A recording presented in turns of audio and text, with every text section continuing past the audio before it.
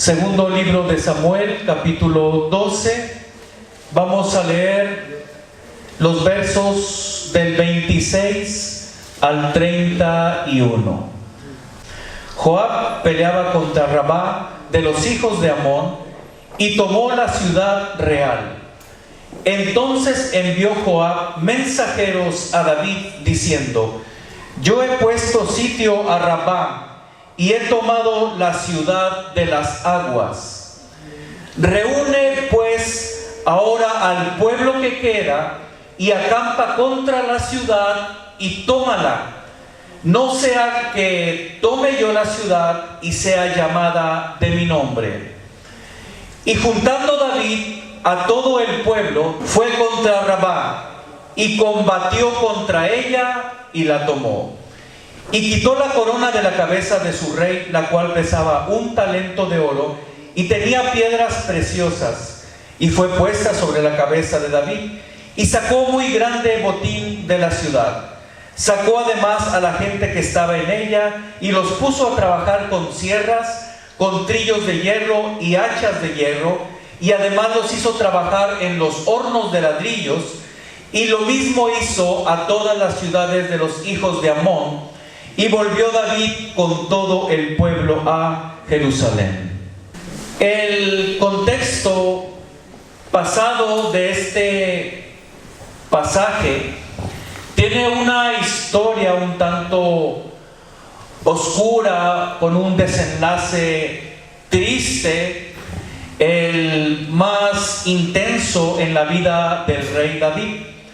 Sabemos del pecado que comete con Betsabé y luego multiplica el grado del pecado al asesinar al esposo de ella, a Urías, Eteo. Y después de ello viene una profecía, hay una consecuencia en relación a al hijo que nace de esa relación ilegal e inmoral. Hay una consecuencia, y después de ello sucede esto que estamos nosotros leyendo. Ya una vez que el profeta ha amonestado al rey, viene y se escribe esto, que David captura Rabá. Y hay una participación conjunta. Vemos algunos actores, por lo menos vemos 3 actores aquí en la participación para tomar la ciudad, para llevar la victoria del Señor. Y es que el llamado a participar en la victoria no es solamente para los líderes, es para todos. Amén. Es para todos nosotros. Todos tenemos la oportunidad de ser testigos del poder de Dios de manera participativa, es decir, en forma directa. Que nuestra fe se sustente en la experiencia personal, experiencia propia, y no solamente en la experiencia de los demás. Pero para llegar a esta afirmación, amados nuestros, deseo exponer el pensamiento de cada actor. El pensamiento de Joab, porque ahí figura Joab, el pensamiento de David y el pensamiento de todo el pueblo. Pero ¿cómo vamos a exponer el pensamiento si nosotros no podemos adentrarnos a su mente? Pues viendo los resultados, viendo las acciones. Porque los pensamientos se traducen ¿en qué? En acciones. Entonces, nosotros estudiamos las acciones de una persona y podemos conocer sus pensamientos. Por eso la palabra dice que nosotros tenemos la mente de Cristo, porque estudiamos las acciones del Señor, el reflejo de su amor, y entonces nosotros podemos acercarnos a su mente, podemos saber qué es lo que piensa el Señor. Y entrando en materia, en mi primer aspecto, analizando el pensamiento de Joab, yo noto con claridad que Hay personas que luchan y luchan intensamente por ayudarnos a nosotros. Hay personas que abren camino y cuando está el camino abierto nos dicen: pásale, adelante, adelante con la victoria. Hay personas que, como Joab, fue y se enfrentó a estas ciudades, y cuando ya las tenía sometidas, entonces le dice al rey: rey, adelante con el resto del pueblo. Nosotros somos los militares, pero ya la tenemos prácticamente sometida. Ya peleamos nosotros por usted y por los demás. Así es que adelante, tómela y que los honores sean para usted. Oiga, qué pensamiento tan hermoso, ¿sí o no? Refleja el pensamiento de Jesús. El Señor Jesús peleó por ti y por mí en la cruz del Calvario. Ahí tú y yo merecíamos estar luchando, recibiendo la crítica, recibiendo todo lo que Él recibió por nuestro pecado. Pero Él triunfó en la cruz y nos dijo: la victoria ya está para ustedes, adelante. Qué hermoso pensamiento de Joab. Noto por lo menos 4 aspectos en este tipo de pensamiento. Tiene un pensamiento de lealtad. Cabe señalar que el rey había tenido una situación muy difícil. Su estado de ánimo no era para menos, y era quizás una oportunidad para Joab de autoexaltarse. Si ya tenía prácticamente derrotada la ciudad, entonces podía él mismo tomarla sin decirle a David, solamente al final darle cuentas: bueno, aquí está la ciudad, y él iba a recibir los honores. Sin embargo, él pensaba con lealtad, deseaba atribuirle a David la victoria, aunque pudo haber aprovechado para él autoexaltarse. Qué hermoso es este pensamiento de lealtad. Aunque pudiéramos nosotros aprovecharnos de que alguna persona esté en una situación difícil o que haya experimentado un fracaso, una derrota, y sencillamente nosotros abandonarle y recibir los honores que corresponden a la pelea. Pero qué lindo es cuando nosotros atribuimos la victoria a aquella persona que necesita sentirse victorioso. Un pensamiento de lealtad. Cabe señalar que la lealtad es indispensable en el creyente. Sabemos perfectamente las prioridades enmarcadas en la palabra. Lealtad primeramente a Dios. Amén. Segundo, lealtad a nuestra familia. Y tercero, lealtad en lo eclesiástico y en todo lo demás. Ese es el orden que nos marca la palabra del Señor. Un pensamiento de lealtad por parte de Él, pero también un pensamiento institucional. No abandonó al rey porque había fracasado como referente real, sino que actuó correctamente en relación a su cargo. Nosotros no somos llamados a actuar según lo que nos parece, no somos llamados a actuar en lo que nos gusta, no somos llamados a actuar de acuerdo a nuestros sentimientos, somos llamados a actuar en lo correcto. Pero a veces es difícil actuar en lo correcto. Necesitamos ser encauzados por la bendita palabra del Señor. Y Él tiene un pensamiento institucional. Cabe señalar que a mayor cargo, mayor exigencia de los valores institucionales. En el mundo es muy fácil que este esquema se rompa. Fracasa nuestro superior, y si hay oportunidad de nosotros asumir el cargo, pues a lo mejor se puede hacer. Hay quienes lo hacen de una manera totalmente no deseada y no cotejada con la palabra del Señor. A veces hay incluso traición en ese sentido, porque pues el mundo no conoce al Señor.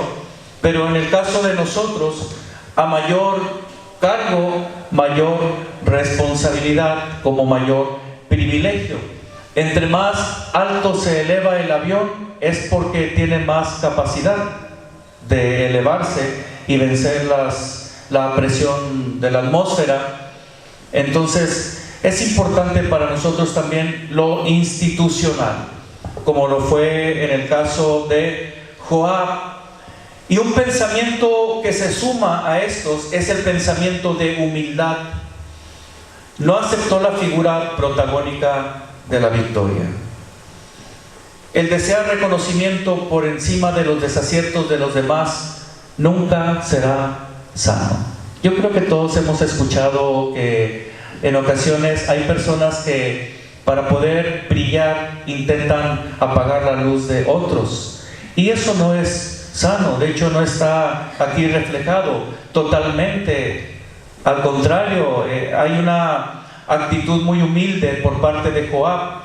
La expresión del deseo de ser reconocido está en el número y grado de nuestros argumentos.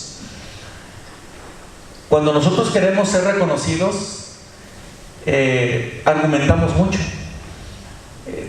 Llegamos, por ejemplo, no somos puntuales en una cita, y en lugar de pedir disculpas, ¿qué hacemos?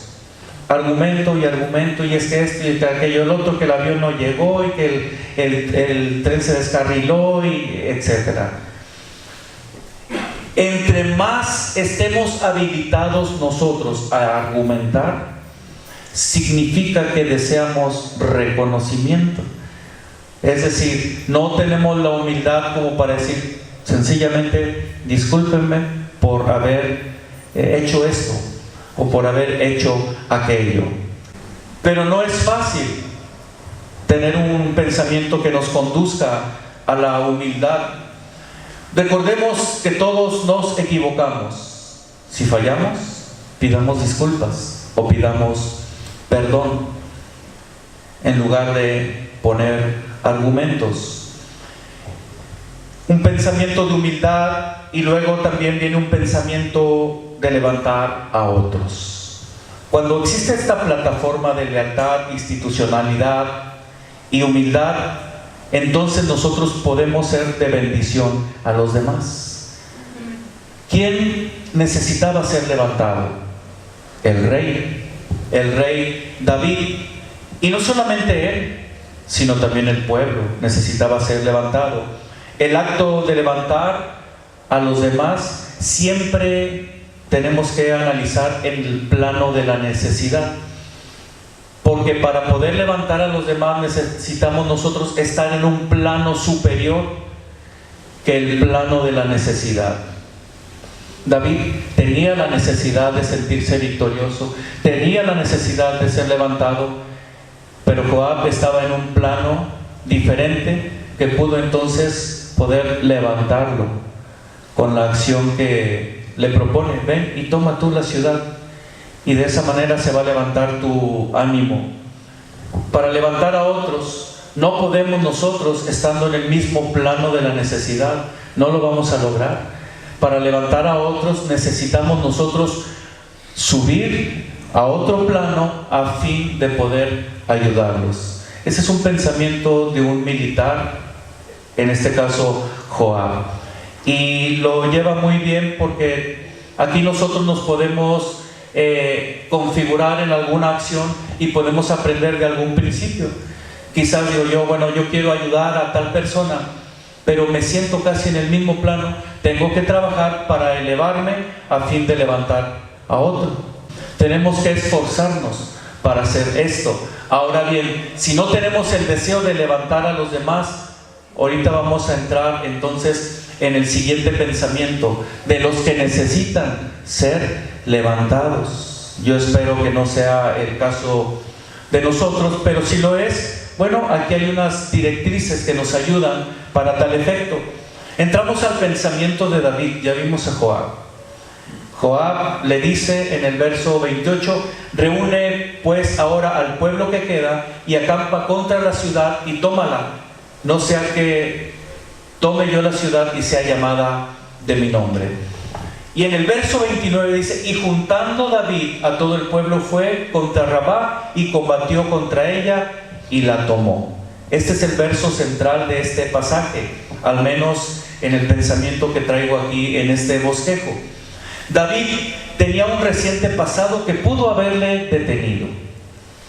Tenía un pasado fresco que pudo haberle frenado en la victoria.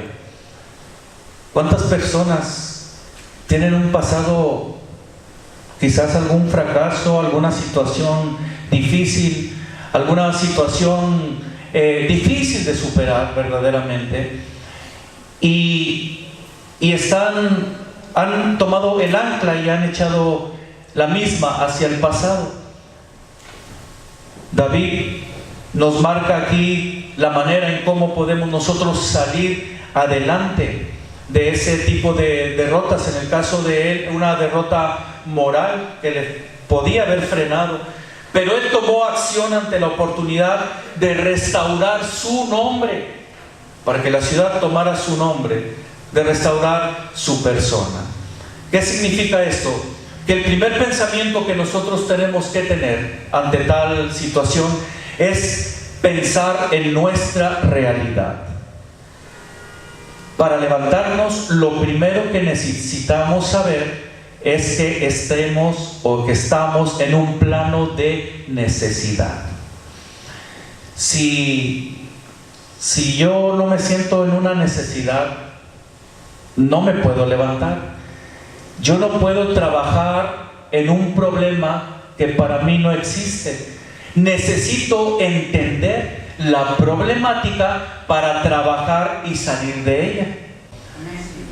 Por ejemplo, si yo soy orgulloso y por más que el Señor habla a mi vida, yo no me veo en un plano de necesidad para dejar mi orgullo y salir rumbo a la humildad. En tanto yo no vea la realidad de mi situación, no voy a salir adelante, no voy a poder trabajar. David lo primero que hace es entender que él está en un plano de necesidad.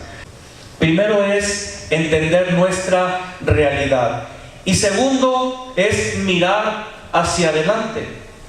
Un pensamiento que mira hacia adelante. Es tiempo de olvidar el fracaso pasado, por más fresco que esté, como es el caso de David, y extenderse hacia el futuro.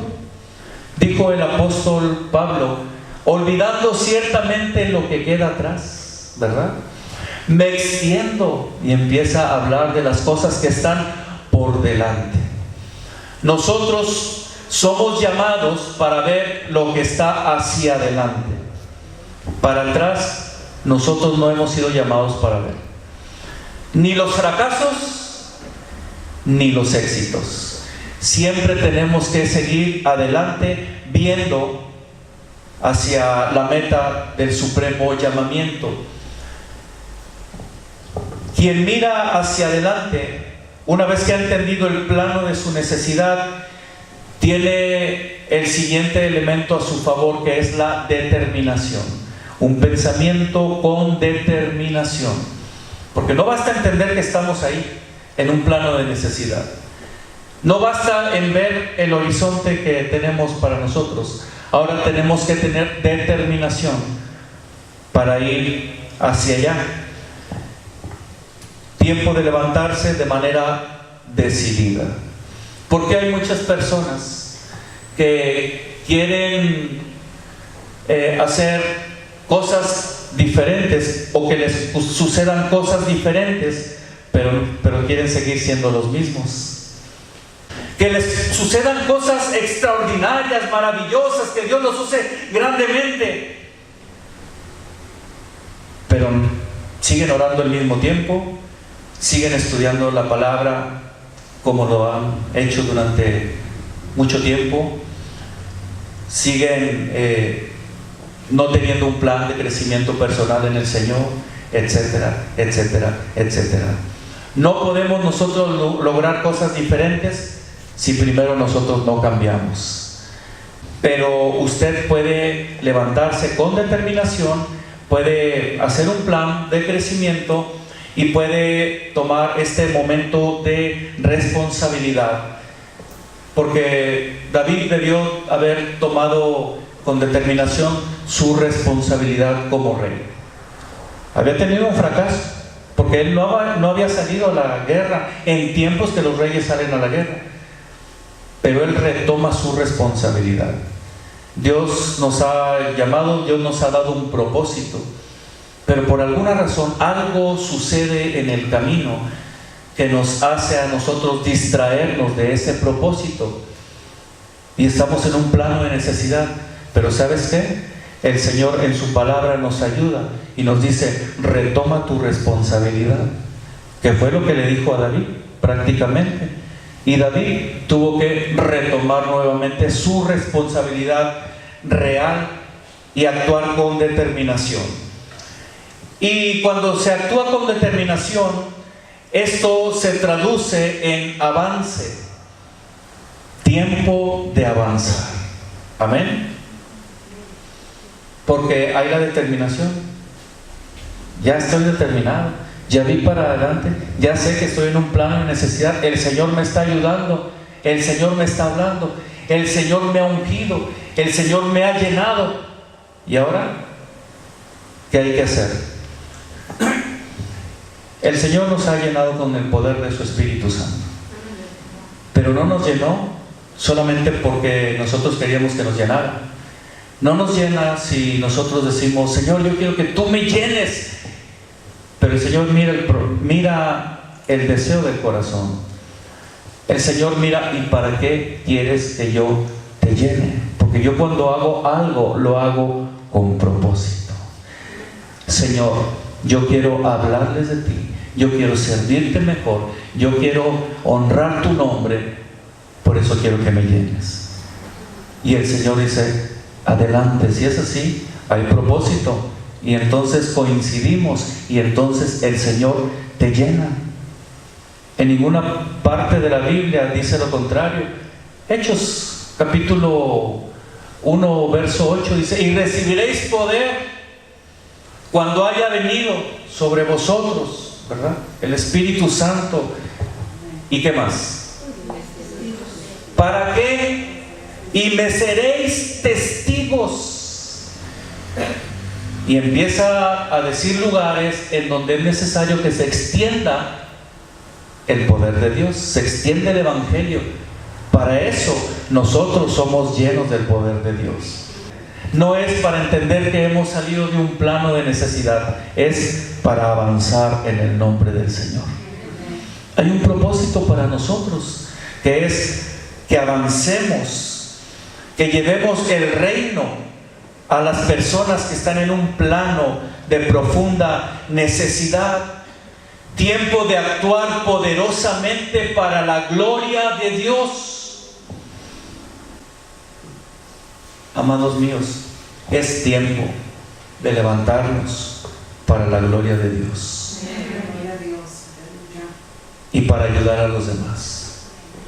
La gloria de Dios se expresa cuando tú y yo bendecimos a los demás. ¿Por qué digo esto? Porque David, al permitir ser levantado, entonces tiene la bendita capacidad de decirle a todo el pueblo: vamos a luchar. David, pero no somos militares. Vamos a luchar. Y entonces se sumaron y conquistaron Rabá. Amén. Cuando Dios te levanta, está pensando no solamente levantarte a ti, sino levantar a todos aquellos que te rodean para motivarlos a alcanzar la victoria. Pero este es el pensamiento de dos figuras protagónicas que están aquí, de Joab y de David. ¿Cuál es el pensamiento del resto del pueblo? ¿Cuál será el pensamiento del pueblo? Bueno, está traducido en sus acciones. Hay un pensamiento participativo. ¿Por qué? Porque acude al llamado de la lucha. Es decir, dice: ve y dile a todo el pueblo. No dice solamente a los hombres, No dice solamente a aquellos de cierta edad, no dice solamente a los cabecillas de cada tribu, no, dice a todo el pueblo. Todo el pueblo tiene que participar, porque la carga se aligera más en combate cuando todos participamos. Y si no participamos por alguna razón, hermanos, vamos a carecer de experiencias propias, de experiencias personales, de estar en combate y poder decir: yo vi la mano poderosa de Dios, cómo nos entregó la victoria.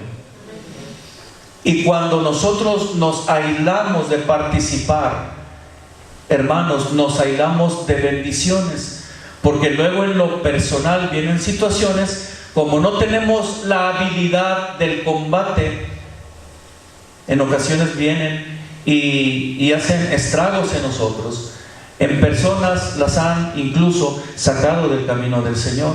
¿Por qué? Porque se mantuvieron al margen, no fueron participativos en el combate que es para todos. Pensamiento participativo que tuvo el pueblo, un pensamiento institucional, porque fueron como uno solo contra un enemigo debilitado por Joab. El enemigo está debilitado. El enemigo está debilitado por la obra que sucedió en la cruz del Calvario, donde fue exhibido públicamente. Entonces nosotros tenemos que actuar como uno solo, en el nombre de Jesús, y salir adelante a extender su bendito reino.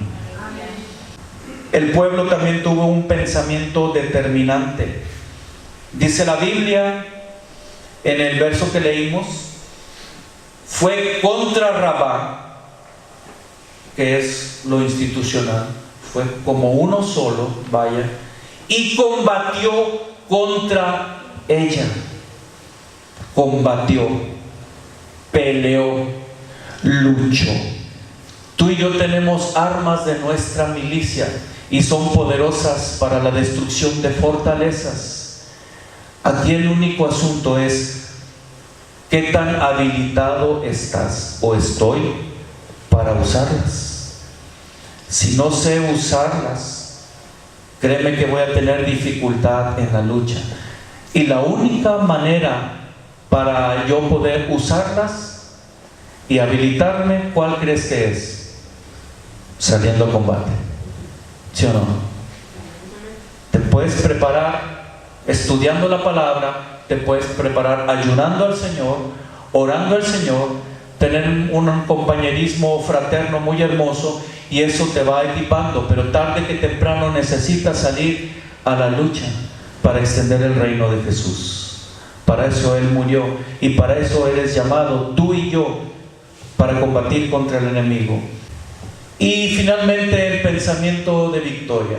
Dice la palabra del Señor: y combatió contra ella, es decir, especifica contra los enemigos.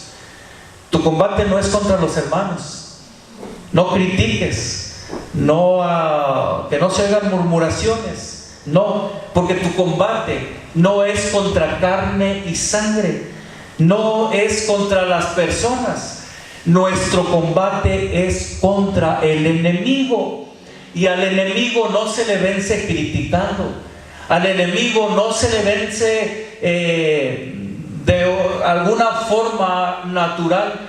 Al enemigo se le vence en el poder del Espíritu Santo.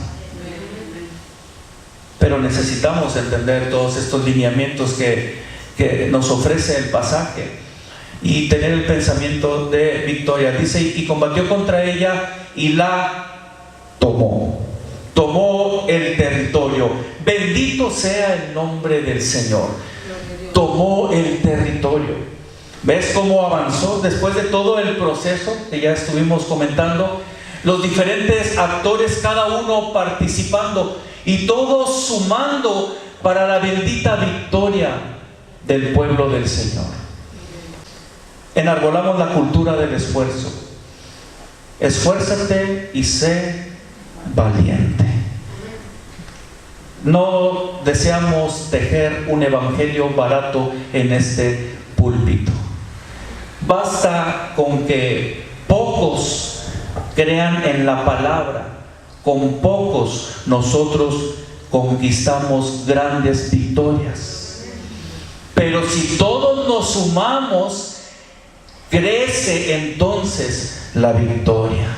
Concluyo diciendo que pensaron una sola cosa: era tiempo de victoria. Hoy es tiempo de victoria para ti. Es tiempo de victoria para tu familia. Es tiempo de victoria para la iglesia. Es tiempo de victoria para tu persona. Yo no sé en qué actor te hayas identificado. Si en los que levantan a otros, en los que necesitan ser levantados, o en los que necesitan participar activamente en el combate para la expresión del reino de Dios. Pero en uno de ellos debiste haberte identificado. ¿Cuál es tu posición? ¿Cuál es tu pensamiento? ¿Hay victoria aquí? Si hay victoria aquí, hermanos, entonces hay victoria en todo lo que nosotros hacemos. Si no hay victoria aquí, si no hay fe en la obra de Cristo aquí,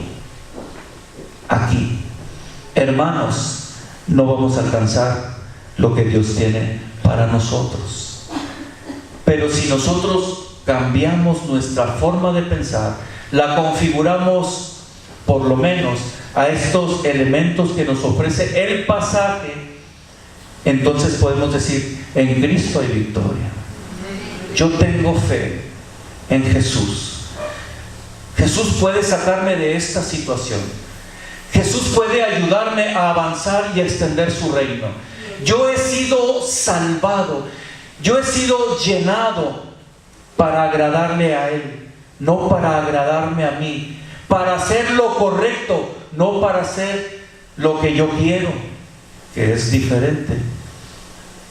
Cuando piensas con una mente victoriosa, tú tienes victoria. Cuando piensas con una mente de escasez, tú tienes escasez. Cuando piensas con una mente de éxito en Cristo, tú tienes éxito en Cristo. Porque dice la palabra del Señor en Proverbios: el hombre es según su pensamiento. Y hoy es tiempo de victoria. Si por alguna razón nuestro pensamiento no estaba configurado de esa manera, hoy podemos decirle: Espíritu Santo, ayúdame a configurar, Señor, todo mi ser, toda mi vida, Señor, en tu palabra. Yo quiero expresar, Señor, tu voluntad en mi vida.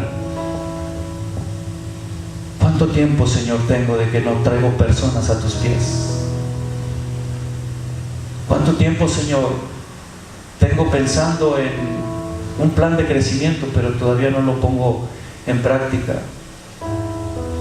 Señor, entiendo hoy tu palabra, y hoy quiero que tú me ayudes a cambiar mi manera de ser, mi forma de pensar, que se configure a tu bendita palabra.